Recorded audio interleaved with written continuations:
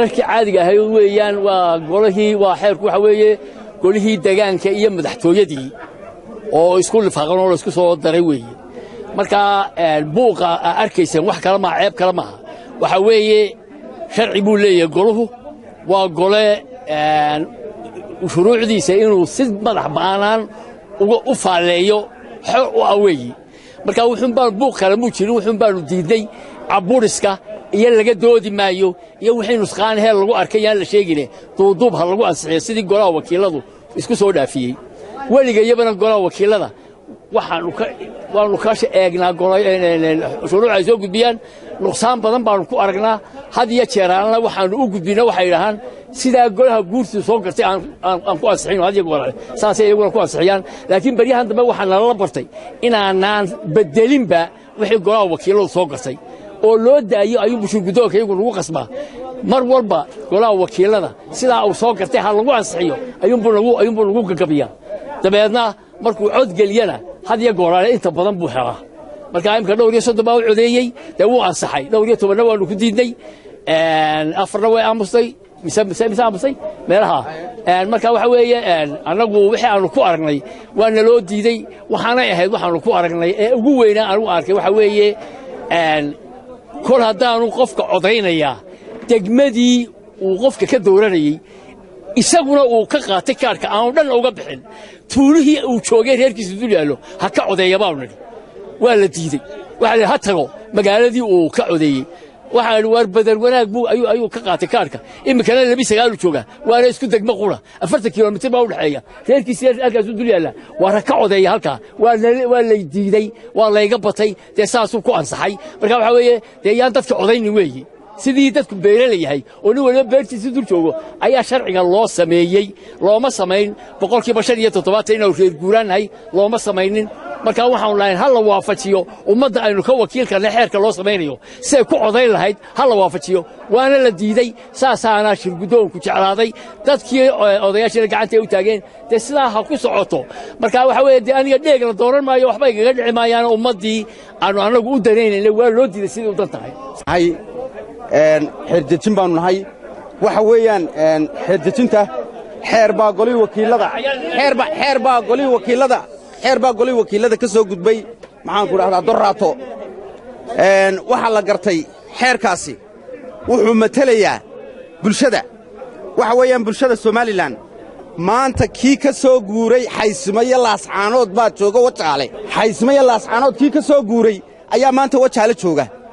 doorashadiina waxa ka hadhay maalmo haddii la doonayo doorashada in la qabto waqtigeeda ku dhacdo saddex xusbina waa ogtiinoo shalayto way isku raaceen mid mooyaan intii kale inaan la qaban doorashadii waxa weeyaan haddii la doonayo qofkaasi inuu codeeyo oo xaqiisii muwaadinimo helo in xeerka laga fiirsado muddo 5 casho ugu yaraa ama 10 casho inuu la yaalo oo eegno oo wixii ummadda abaaruhu ku dhaceen u dana aanu ka qaadno waa la diiday waxaanu ku diidnay waxa weeye waxa xeerka ku qoran inuu qofkii laascaanood ka yimi ee wajaale yimi inuu markay doorashadu jirto uu ka soo codeeyo laascaanood taasina dee bulshada iyo arrimaha bulshada waxay luminaysaa muwaadinku wixii uu xaq u lahaa ayay luminaysaa marka waxaan leenahay kolley dee imika socoyo na dhaafiye dee waxaanu ogeysiinayna waxaanu ku diidnay inay tahay in laga fiirsado oo wixii aan ummadda dan u ahayn qofka muwaadinka dan u ahayn in laga qaado oo laga saaro ayaanu doonaynay shirgudoonkii iyo xildhibaanno uu isagu dee meesha ku soo darsaday baa xuurtaystay sidaasaanu xeer ku socday dee bulshadu ha ogaato inaannu annagu xeerka aanu ka soo hor jeedno asalaamu calaykum waraxmatullahi wabarakaatu cabdirasaaq qiimo xuseen oo ka tirsan golaha guurtida jamhuuriyadda Soomaaliland waxa weeye xeerkan aan maanta ansixinay waa lifaaqii lixaad lagu sameeyay wax ka bedel iyo kaawis oo markii lixaad weeyaan oo la bedelo lifaaqa waxa weeye waqtigii doorashooyinka ayaa soo dhow imika in dib loo celiyo maaha haddii dib loo celiyo waxa weeye waxa qaadaysa 3 bilood ka bacdi ama in ka badan doorashada dib u dhacaysa marka waxa weeye sidee waafaqsaneed xeerka dastuurka ay man waafajinay walaanu aqbalnay walaanu ansixinay sax ku yahay laakiin mudanayaasha ka soo horjeeda waxay leeyihiin qodob ayaa ku jira dadku waa reer guuraayo badan yihiin qodob baa ku jira oranaya qof kasta meesha uu kaarka ka qaatay ayuu ku codayn karaa dadkiina way guureenoo dadkii laascaanood ka soo guuray baa wajaale jooga maanta marka qodobkaas sidaad u aragtaan idinku waxaan u aragnaa waxaan kuu sheegaynaa inaan iminka doorashaba dhacin inta abaartu jirto oo dib loo dhigay oo xitaa komishiga aan ogolayn xitaa komishiga shalay talo soo qaaday inay doorashadu waqtigii lagu talgalay ay dhaceen abaarta darteed iyo xisbiyada ogolaadeen kuwii mucaaradka aanay ogolaadeen guurtuna markay iminka waqtigeeda gaadhay ay kordhin doonto muddo kordhin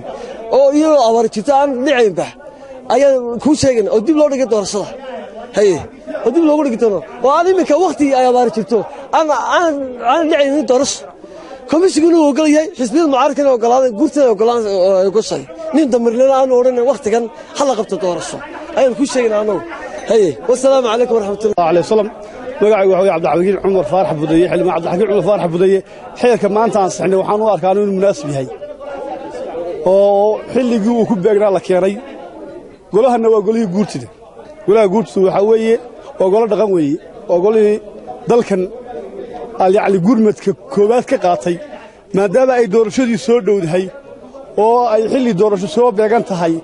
waxaa macquul noqotay xeerkan markii 6 jeer hore wax kabadda lagu sameeyey in maanta golaha guurtida uusan eersan golaha guurtida dadka dhex weeye marka waxa weeye inuu sannakan eersan oo waliba aanu akhrinay xal oo dhammaan akhrin laashada waa akhrinaynaa wax ka bedelanoo dee ka khaldana maana arag saasaan ku aasaxnay xeerkan sidaasuna ku dhaqangelaya oo waxa weeye doorashadii deegaankii kii madaxweynuhu